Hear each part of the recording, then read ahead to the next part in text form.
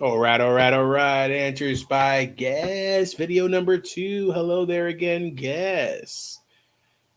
He got Well, his Red Bull. I'm gonna see if I'm gonna reach out to Red Bull and be like, you should sponsor us because why wouldn't you sponsor two guys in a basement giving everybody the fantasy football's inside scoop from outside the box? yeah, at least be a $5 Patreon subscriber, and Yeah, we'll right. send you PMs.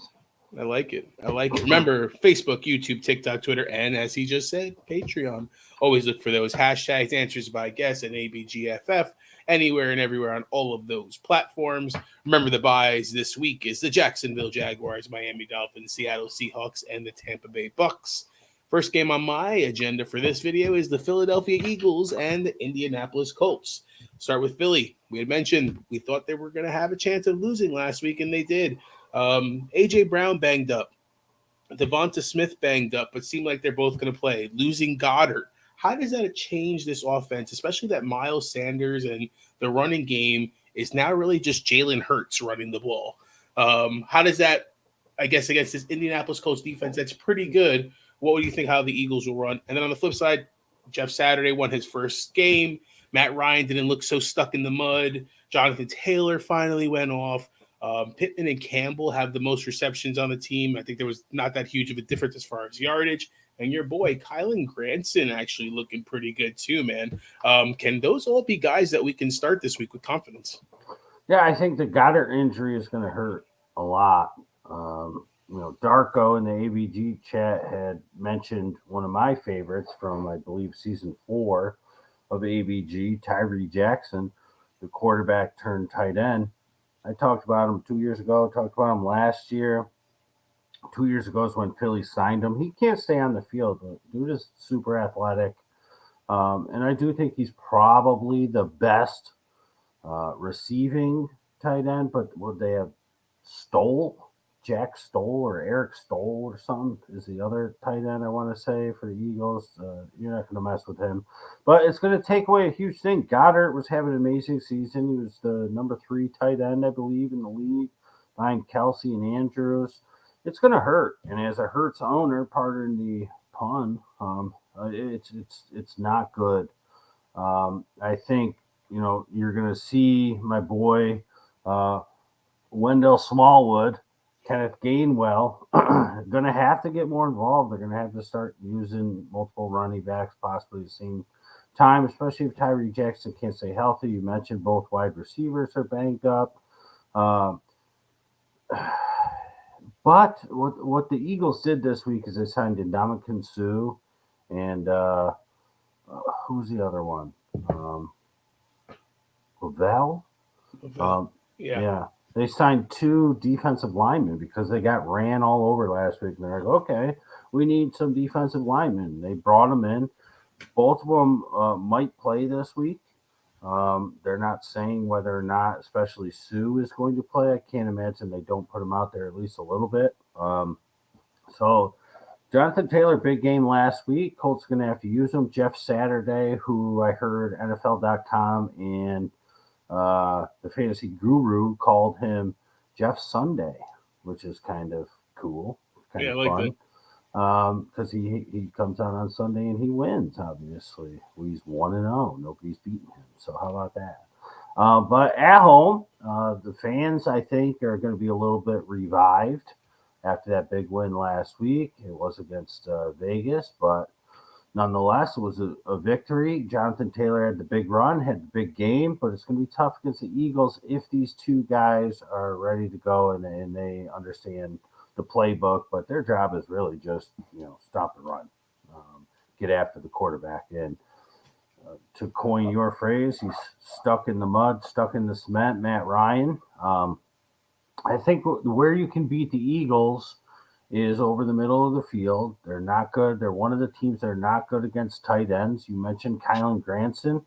Jelani Woods is out again. Kylan Granson had a good week last week. I really like Kylan Granson in this game. Paris Campbell has gotten going. He goes on the outside, but he also goes over the middle. And somebody last week who got 0.0 points, Alec Pierce, I think, should be involved in this game. So he's probably sitting out there on the waiver wire. So if you're in desperate need, I wish it was Michael Pittman, but they're pretty good on the outside. They still got Slay. Is it Slay there? It is, right? Yeah. He'll probably be all over Pittman. So unfortunately, I'm not sure. But unless the Eagles' offense just scores, the Colts, they're going to resort to over the middle and possess the ball. This one's tough, Rob, because I want to say the Colts can win this one. And the Eagles lose 2 in a row. We've seen this before. If you remember, Pittsburgh Steelers last year were what, 11-0? That was last year, right? Yeah. And then they lost a couple in a row out of nowhere, and then lost immediately in the playoffs. I think the Colts could take it to them this one because the Colts are so much better than they were playing. And I really think Dallas Goedert being out is going to hurt them. I would love to see Tyree Jackson come in and be a huge factor. The problem with him is finishing the game. He's tissue paper out there. So I'm playing Pittman in multiple leagues just because he's my top drafted wide receiver. He's been disappointing. You can't hide that fact. But I do think that Pierce, Campbell, and Granson will probably all be more effective than Pittman this week. I hope I'm wrong. But I feel like just over the middle, which is somewhere that Pittman doesn't really do well. I mean, you go back 2 weeks ago where Pittman dropped the one pass that would have given them the win. I believe it was against Washington. He was crossing over the middle, and it's just not his game. His game is on the outside, up the seams type of thing. So I think that they utilize the other guys. So I think if there's one downside, it could be Hurts passing because Goddard's going to hurt him, not being there, and Pittman, and maybe Jonathan Taylor. We'll see. If Taylor can do it in this one, and Sue, and Linvale, I can't remember the dude's name. He used to play for the Chargers. But I can't remember saying the defensive I think tackle. Lavelle. I think you're right. If they play, then Taylor's going to have a tougher game. But this one's a tough one for me to pick. But I could see the Colts winning this, Rob. I really could see the Colts winning this. But the Eagles are focused after last week. But I think there's a blueprint now how to beat this team. And I think the Colts have the weapons to do it. I think they could beat them exactly the same exact way that Washington beat them last week. Yeah, it's Linvale Joseph. It just hit me in the head. Yep. And the Pittsburgh Steelers was 2 years ago where they started off 11. Seems like it was last year. Yeah, these years are just combining all together now, bro. So ridiculous. All right, let's go on to the next one here. New York Jets at the New England Patriots, both coming off the bye week. New York Jets coming off of a big win the week before against Buffalo. Now that the bye week has happened, how does the run game situation change for this team now that James Robinson should be more acclimated? Are we comfortable starting a Jets defense against this New England Patriots team that their offense really isn't the greatest? They more win with defense. And then from the wide receiver standpoint, who can we start from the New York Jets? On the flip side, Ramondre Stevenson seems to be the guy, but Damian Harris is back and healthy coming off of the bye week. Let's talk about how that running back situation is going to be. And then Myers is everywhere. I see Myers on, I think, probably the most questions in all the different fantasy football groups that I'm in. Myers is always in that question. Are we comfortable starting Myers and anybody else from this New England Patriots team? I think Sauce will be on Myers. So it's going to kind of erase him unless they move him around and Sauce doesn't travel, which I don't see a reason. Parker, I think, is coming back this week. He's still banged up. He's questionable. All right, so we'll see. But Thornton is emerging a little. They're coming out of the buys. Hopefully they're getting him a little more involved. But listen, I tell you right now, Rob, you're not going to like to hear this, but I think this is a Bill Belichick special here. It's a Bill Belichick special. And he's going to make Zach Wilson beat them through the air.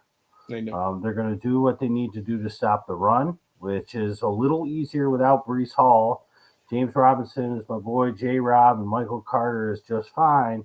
But I think the Patriots just going to look to, hey, we're going to stop the run. We're going to take Garrett Wilson away, and then we're going to make Zach Wilson beat us elsewhere. If Zach Wilson uses the legs that he has, that he refuses to use, that's going to be the key for the Jets in this one, because they're going to force Zach Wilson to beat him through the air. They're going to stop the run. They're going to try and shut down Garrett Wilson. You know my boy Massey at work, at least by name, and he said this game's going to be 19-11, a weird, ugly game, and I could 100% see that. The Patriots winning, mostly because they're at home, mostly because Belichick is going to do what he does, take out the best player, make the quarterback beat him, young quarterback. And if this was in New York, I would give the edge to the Jets, but because it's in New England and because they're coming off a bye and Belichick has had essentially 2 weeks to prepare for this Jets team, I do think they get the win. I do think it's an ugly win. I do think it's relatively low scoring on both sides. But with that being the case, you have to play Ramondre Stevenson. And he's pretty much all I would really say that you have to play in this game, both sides. I don't think that there's a reason to really play anybody else. That hurts, but I totally agree with you. I could see that. It's funny. I was talking to my dad about this earlier. I said, if the Jets win this game coming off the bye, it's not your same old Jets. Right. That's the way I look at it. They'll be in first place as they've beaten everybody in the division. It would be, I guess, tied with New England 1-1, but still. One thing that I am going to say from a DFS perspective, I'm starting Elijah Moore this week, just in case, coming off the bye, moving him to the slot. I really think that could be, if they're going to win, you're right. Garrett Wilson's not going to be the one. I can see him and Elijah Moore and Conklin really having decent games, because you're right. They're going to make Zach Wilson have to throw that ball. Yeah, Elijah Moore going to the slot, it'll be huge. That's what he played in college. That's what the Jets sort of need. They don't need another guy on the outside such as him. I think Mims could play that role so much better. Right. He's Corey Davis. Mims is Corey Davis, and then you put Elijah Moore back in his comfort zone. Yep. That's why I think him and Conklin over the middle. You're right. It's not going to be more to the outside. And if Zach Wilson could run to the outside, that opens up even more in the middle for them, because they're going to have to focus on the run. So, yeah, I think again, wishful thinking, but.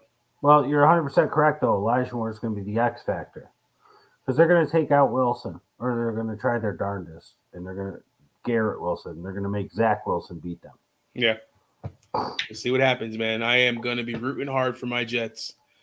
All right, next one here. Los Angeles Rams at the New Orleans Saints. Kupp on IR. Who are we thinking about? A-Rob becomes the number one. Van Jefferson becomes the number one. Skornick becomes the number one. Higbee becomes the number one. Let's hear your thoughts on that. Kyren Williams, I think you had mentioned it on the Tuesday show. That last drive, he touched the ball the most out of everybody, and he was the most productive. I wonder if that actually does take and make a difference on this team, even though Darrell Henderson did have the touchdown last week. Stafford fully healthy. Let's talk about that. And then on the flip side, are we seeing a QB change? I know you mentioned, could Taysom Hill technically take over on this team? How the hell does that affect everybody else? I'm nervous about starting Olave in a lot of places that I have him. And Kamara owners should be worried. I've seen Kamara being traded all over the place. What are your thoughts? Yeah, as far as the Rams, I mean, you have 15 targets essentially up in the air. And so I think all four of the guys that you mentioned get elevated. I think Higbee gets the biggest boost. I mean, we were 6-7 weeks in the season. He was the most targeted tight end in the league.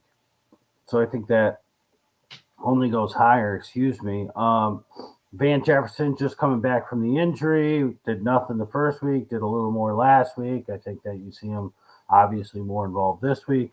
Will he be the number one? Will it be Allen Robinson? Allen Robinson is going to be number one on the depth chart. We've seen him move. He has no separation. They throw him the ball, and he's blanketed by defender. Skoranek is the natural to fill into Kupp's role. He's a fullback that somehow became a wide receiver. but he's pretty good at it. And, take one white guy out, put the other white guy in, and it just seems like a natural fit. But he plays the position much like Kupp. Bodies don't look exactly the same, but if you were like half blind, maybe you can only see out of one eye, you'd be like, hey, Cooper Kupp's playing. So Skoranek definitely gets a bump, and he's fantasy viable. I don't think Kupp's going to come back this year. So there's people that are holding out hope for championship week. Listen, this video is going to be too late because trade deadlines are now. So by the time you're watching this, you probably can't even make a trade anymore. But if you're sitting on Kupp and you're even putting him on IR and you're not in a dynasty league, you should have traded him yesterday while he has some name value for somebody who's at the top of the standings who thinks that he's going to come back and help them championship week. This team is going nowhere. There's no reason to bring them back for week 17 and 18 of the football season when they're going to be, what are they going to be at that point? 5 and 11? Probably. I mean, it's just like, why are we going to bring him back? We're not going anywhere. Just let him rest. We'll see him week 1. So time has passed. The ship has sailed unless your trade deadline is passed this week. And if you own them, I'd be looking to move them. Kyron Williams, last week was his first week, really getting anything. And it was the last drive of the game. Looked pretty good. Let's see how he does in this one. Henderson looked like he was running with a purpose early on. He did score a touchdown, but he's still terrible. So you watch Kyron Williams in this one. Listen, Kyron Williams doesn't do nothing or doesn't do anything. I mean, you're in a dynasty league, you hold him. For in a regular redraft league, maybe you got to hold him one more week just to wait and see. But after that, it's just like I said, this team's going nowhere. So unless you need the depth, I mean, we'll see. He should be able to do something. They got to use him out of the backfield. With Kupp being gone, Kyron Williams' biggest thing is pass catching. That's what he did in Notre Dame. He was really good at it. So he did it 3 times last week in the final drive, had 3 receptions. So that's how they're going to do it. So everybody's going to get a bump. The 4 guys we talked about, plus Kyron Williams catching passes, that's where Kupp's 15 targets are going to go. It's not going to one person. It's not going to be majority to one person. Each person's going to get 3 or 4 extra targets a game. That's how it's going to be. Nobody gets a huge bump. The other side of the ball, Rob, I got a feeling as the weeks has started to go on, I'm looking at things, I'm feeling out things, I'm looking at the matchup, and I own Taysom Hill in many leagues. I'm in 6 leagues. I own him in 4. And I'm looking and I'm like, I look back at the schedule, and if you're watching this video, I want you to go on to your app, your fantasy app, and I want you to click on Taysom Hill, and I want you to look at all the games. He's had 4 so far where he has not scored well fantasy-wise. In those games, New Orleans has scored like an average of 11 points. 10 points, 13 points, 10 points, 10 points, something right along those lines. You look at the other games where Hill was involved, they're scoring 25 plus. The Saints are in trouble. They got to get some offense going. Who are they going to turn to? I think Taysom Hill's going to have a game. I got a feeling, boys and girls, when Taysom Hill went off for 40, everybody had him on the bench. Everybody's going to have Taysom Hill on the bench this week. The Saints are in desperate need of a shot in the arm. And Rob, right now, when the week started, I was Greg Dulcich. 100%. It's dwindling. I'm at like 51%. Like I'm about to. That's a big dwindle. I'm about to just put Hill in over Dulcich and just shoot for the moon. Just because I feel like Dalton is not doing anything. This team has gone 2 weeks in a row scoring 10 points and 13 points, having no offense. They're at home. The fans are going to be rocking. Who's their favorite player on the team? It's Taysom Hill. Who gets the fans into it's Taysom Hill? I got a feeling he's going to show up this week, Rob. And that's going to be a boost for everybody else because you start using him more. It opens up things for Kamara. It opens up things for Olave. It opens up things for Juwan, who's been getting it done. I feel like Landry's banged up again. Like, what else is new? But I feel like Taysom Hill is going to be the story again come Monday or Sunday evening or Sunday at 4 p.m. We're going to be talking again, and you're going to see I had Taysom Hill on my bench, and there he goes off again for 30 points. I just have a feeling it's been too long. 2 bum weeks in a row. Saints haven't been able to do anything on offense. There's a clear correlation that I have identified. When the Saints score 13 or less points, Taysom Hill does nothing. They don't use him. When they use him, the Saints are scoring over 25 points a week. You want to win? Use Taysom Hill. Wake up. And I think this is a wake up right here. Got to wake up before you go. All right. I like it. Detroit Lions at the New York Giants. Detroit coming off of a good game against Chicago Bears.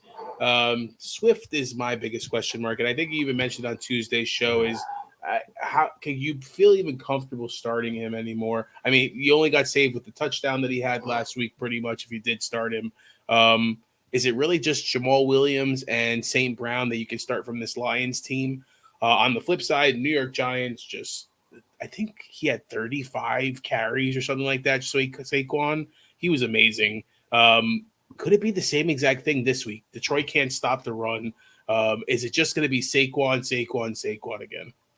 Oh, talk about Wandale and Slayton as well. Sorry.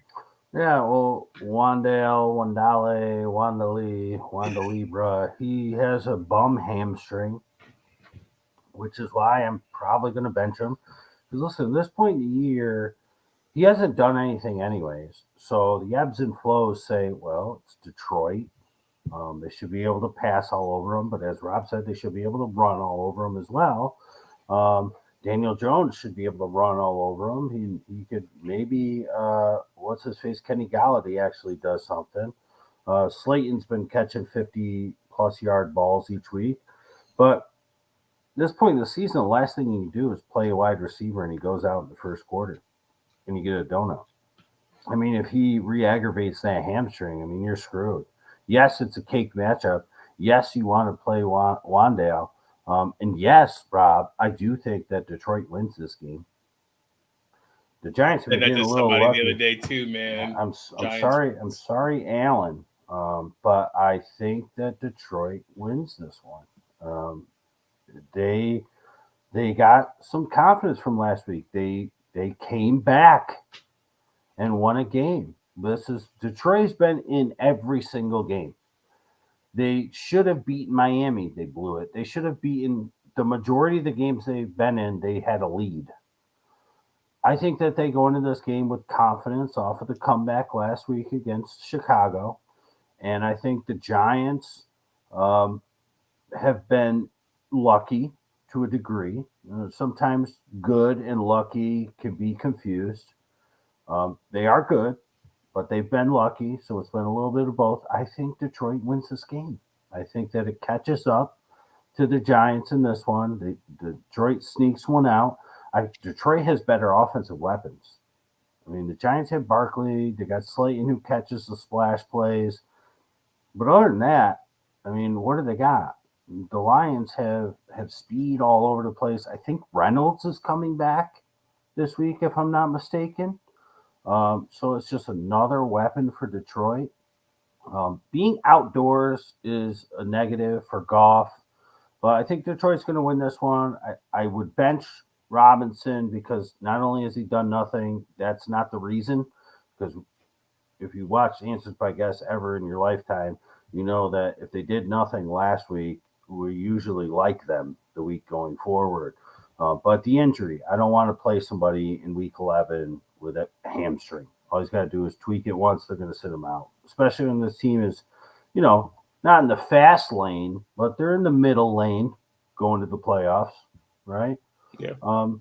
So they have one of the easiest schedules coming up. I mean, they have the Eagles, right. Don't get me wrong, but otherwise. Yeah. When you ask about Swift, it worries me just because Jamal has just been so effective.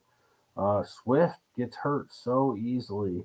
It bothers me. They're using Justin Jackson a ton. So it's like Giants are pretty good at defense, but if you have no better option, you probably got to use Swift in this one. I do think that they use him a little more this week than last week, just like they used him a little more last week than the week before. And Amon Ra is Amon Ra. You got to throw him out there. Reynolds, if he does play, no, he's out. He's not out yet, but 3 DMPs. Okay. All right. So he's probably not playing. So then it's going to be Khalif Raymond, Amon Ra. Who else they got? About it. That's it, yeah. James Mitchell. The other 14 tight ends that they're using, Zylstra is a wide receiver and Zylstra is a tight end. The brothers that they have, that's kind of crazy that they have two brothers that are like the same exact age on their team at the same exact time, getting called up from the practice squad the same exact week, and one of them scores a touchdown. But anyways, I think the Lions sneak one out here. I think it's a pretty entertaining game, mid-20s, maybe I think they win this one like 24-23, 23-21, somewhere in that range, sneaking out. And if the Giants win, I think it's the same exact score. I think you don't go too crazy. The Lions are going to have to focus on Saquon, but you should focus on Saquon as well, and obviously have him in your lineup. But you could just read an ESPN article and get that information. I was going to say Bellinger's out again this week, but if you're looking for a tight end, Thursday they play against Dallas. That may be interesting if you have a bench spot or if you have a tight end need with the short week for them. That might be somebody to pick up. He, again, was ruled out. It seems like he is on track, though, to play next week. So. Right. And it's not like a leg injury. It's his eye. So yeah. his body's fine. So, all right, let's go on to the last one here of this video. Las Vegas Raiders at the Denver Broncos. We talked about the Raiders coming off a tough loss against the Colts. Foster Moreau, I don't know. There's no N. I always want to put an N in there. He had the touchdown. Devontae Adams looked good. Jacobs looked good. I think those are the 3 guys you can start from this team. Anybody else we should be thinking about? On the flip side, Jerry Jeudy's more than likely not going to play. Sutton gets a boost then. Is it going to be Sutton? For some reason, I just traded away Sutton, in one of the leagues. Virgil keeps on coming in my head for some reason. I don't know. He reminds me of what, was it Moore in Seattle that would just have random games, have a 50-yard touchdown because Russell Wilson, it's a gadget play to be able to get somebody open. Who are we thinking is going to actually catch the ball for the Broncos? And then, I don't know, the run situation, do I just stay away from it? Yeah, no Hamler, no Jeudy, so why not Virgil? They also have Kendall Washington there. You got a bunch of different guys. Kendall Hinton. The problem here is a couple things. One, Dulcich is the second best guy they got there. Dulcich, no matter how many you want to pronounce it. He should have had a 70-yard touchdown last week. Russell Wilson overthrew him. Fingertips. I was rooting for you. Russell overthrew him a little bit. You know what I mean? Yeah, like you said, 2 inches less, and that's a 70-yard touchdown. And people are like, raving about Dulcich this week. But what you have is box score watchers who are like, oh, he sucks. Should I cut him? It's like, well, no. Did you watch? You got to watch the games. You got to at least watch the highlights. Chris Berman, right? NFL Primetime. Is that show still on? It should be. I watch us. That used to be the best show. 7:00 before the night games. You would watch him and who was it? Jackson.